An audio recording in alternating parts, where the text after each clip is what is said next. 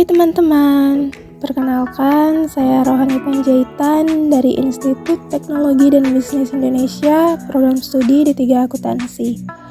Kali ini saya akan membahas materi mengenai manajemen sumber daya manusia. Sebelumnya saya ucapkan terima kasih kepada dosen saya, Ibu Vikaria Tarigan, selaku dosen pengampu mata kuliah manajemen sumber daya manusia. Dan terima kasih juga buat semua teman-teman atas partisipasinya. Baiklah, terlebih dahulu kita harus mengetahui apa sih manajemen sumber daya manusia itu? Manajemen sumber daya manusia umumnya disebut dengan istilah HRM atau Human Resource Management.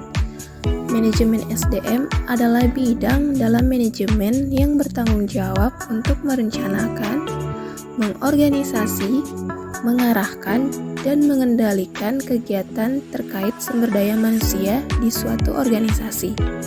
Ini mencakup segala hal yang terkait dengan karyawan, mulai dari perekrutan, pengembangan, evaluasi kinerja, hingga manajemen kompensasi dan manfaat. Tujuan dari manajemen sumber daya manusia adalah untuk mencapai efisiensi dan efektivitas organisasi melalui pengelolaan sumber daya manusia yang baik.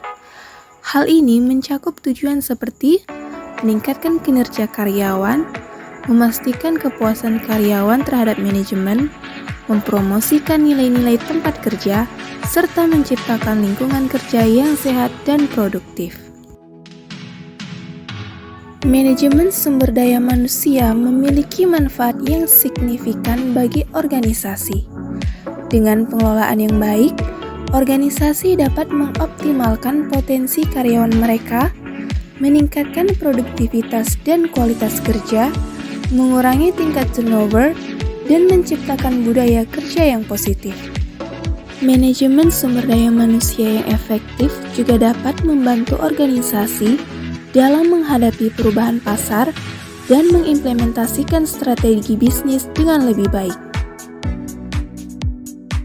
Berikut beberapa fungsi dari manajemen sumber daya manusia, yaitu perencanaan, pengorganisasian, pengarahan, pengendalian, pengadaan, pengembangan, kompensasi, pemeliharaan, kedisiplinan, dan pemberhentian.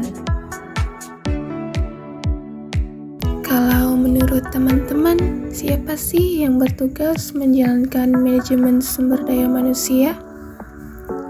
Kalau kita lihat, karena kebanyakan pekerjaan manajemen sumber daya manusia berkaitan dengan sumber daya manusia atau karyawan, maka tim yang pantas untuk menjalankan manajemen sumber daya manusia adalah tim HR atau SDM. Ini juga berkaitan dengan fungsi manajemen sumber daya manusia mencakup perencanaan, rekrutmen, dan seleksi karyawan. Manajer HR atau SDM di perusahaan bertanggung jawab mengantisipasi berbagai kebutuhan karyawan.